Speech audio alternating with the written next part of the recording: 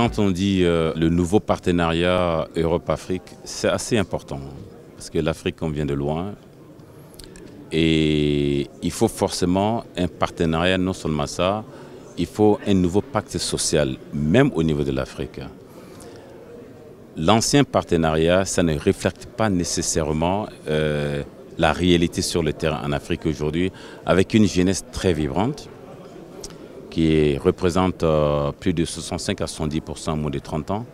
Alors il faut un nouveau partenariat, et moi je dirais surtout un nouveau partenariat digital, on l'a vu, surtout pendant les campagnes pandémiques, et les pays qui étaient bien équipés en numérique, ils ont vraiment survécu. Mais ce qui me soulage d'ailleurs aussi est que l'Afrique peut y arriver par autre moyen, parce qu'il n'y a pas seulement que le modèle occidental. Et ça, j'y crois beaucoup. On ne peut pas continuer à faire la même chose qui n'a pas marché depuis plus de 60 ans. Alors il faut voir autre méthode.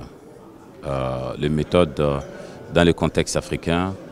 Mais la question se pose aussi à nous qui sommes en Afrique. Quel est l'intérêt de l'Afrique? Et quelles sont les priorités de l'Afrique?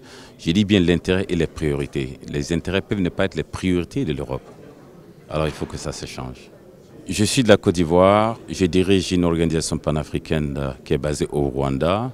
Alors mon pays c'est l'Afrique. Donc il y a plusieurs pays qui ont fait vraiment des sauts énormes en matière de développement économique.